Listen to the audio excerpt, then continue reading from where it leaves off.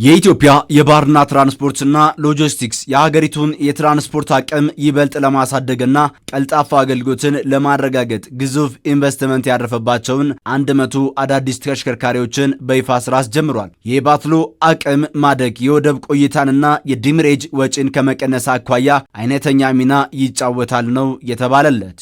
በርካታ የትራክ እጥረት አለ።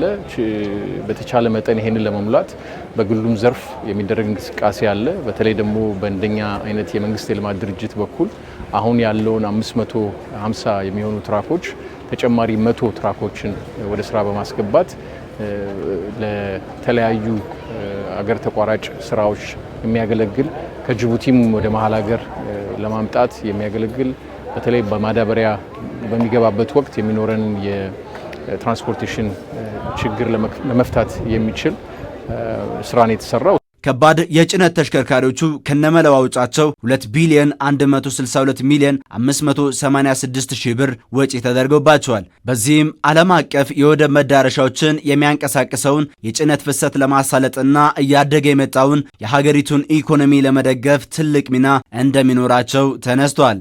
ትልቅ ዘመናዊ እናም የተሻለ ኤፊሸንሲ ማስፈጸም የምንችልበትን የአሰራር ሲስተም ስርዓትን ተግባራዊ የምናደርግ ይሆናል። ይህ ነገር ተግባራዊ ሲሆን አንደኛ አሽከርካሪዎቻችን በተለያየ መንገድ የመንገድ ላይ ወጪዎችን ለማውጣት ነዳጅ ለመቅዳት በተለያየ መንገድ አሁን እየተቸገሩ ሰፈር እያደረጉ እንደሆነ ሁላችንም እናውቃለን። እሱን ሊቀርፍ በሚችል መንገድ አሰራር ስርዓቱ በተለይ የመውጫ የምንላቸው ወጪዎችን የነዳጅ ወጪዎችን ሌሎች ወጪዎችን በቀላሉ ማግኘት ያለባቸው በቀላሉ ሂሳቦቻቸውን ባሉበት ቦታ አወራርደው በቀላሉ ሂሳቦቻቸውን እየዘጉ ከስር የሚሄዱበትን ስርዓት ምን ተገብር ይሆናል።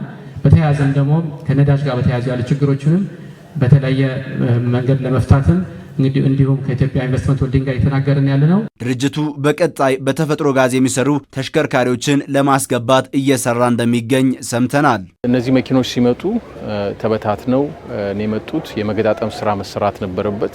ከዛ ጋራ ብዙ የድርጅቱ ሰራተኞች ያላቸውን እውቀት ኤክስፔሪየንስ ተጠቅመው ከድርጅቱም ጋር አብረው በመሆን በመስራት ይህንን ወደ ስራ አስገብተዋል። አሁን በመንግስት በተያዘው እቅድ መሰረት 100 ተጨማሪ በተፈጥሮ ጋዝ የሚሰሩ መኪኖች እንዲገቡ ድርጅቱ የመጨረሻ ስራውን እየሰራ ነው ያለው፣ እያጠናቀቀ ነው ያለው። ይሄ ማለት በሀገራችን ባለው የተፈጥሮ ጋዝ ላይ የተመሰረተ ትራክ እንቅስቃሴ እንዲኖር የሚያደርግ ስራ ነው እየተሰራ ያለው። ቀደም ሲል ተቋሙ በ556 ተሽከርካሪዎች 26154 ቶን የማንሳት አቅም እንደነበረው አንስተው እነዚህ አዳዲስ ተሽከርካሪዎች ወደ ስራ መግባታቸው አቅሙን እንደሚያሳድግለት ያነሳሉ። የደንበኞችን እርካታ ከመጨመር ባሻገር ሀገራዊ ሎጂስቲክሱን ለማሳለጥ የላቀ ድርሻ እንደሚኖረው ያነሳሉ። በዚህም የአሽከርካሪዎችን ጥያቄ የመለሰ ቀልጣፋ ስራ ይሰራል ነው ያሉት። እንደ ሀገርም አሁን ያለውን የተሽከርካሪ እጥረትም እናዳርሳለን ብለን እናስባለን።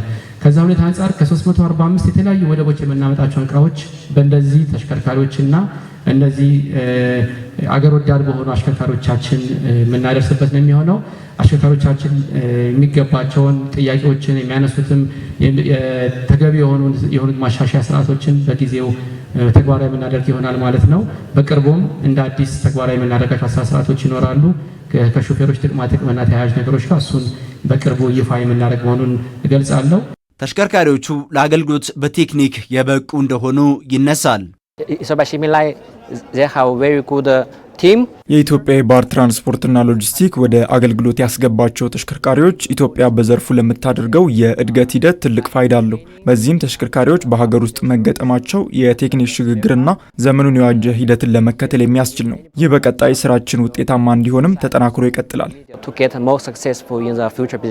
ተሽከርካሪዎችን ለአገልግሎት ብቁ በማድረግ ረገድ በቴክኒክና በጥገና ስራ ላይ ከፍተኛ አስተዋጽኦ ላደረጉ የድርጅቱ ሰራተኞች የእውቅና ሰርተፊኬት ተበርክቶላቸዋል።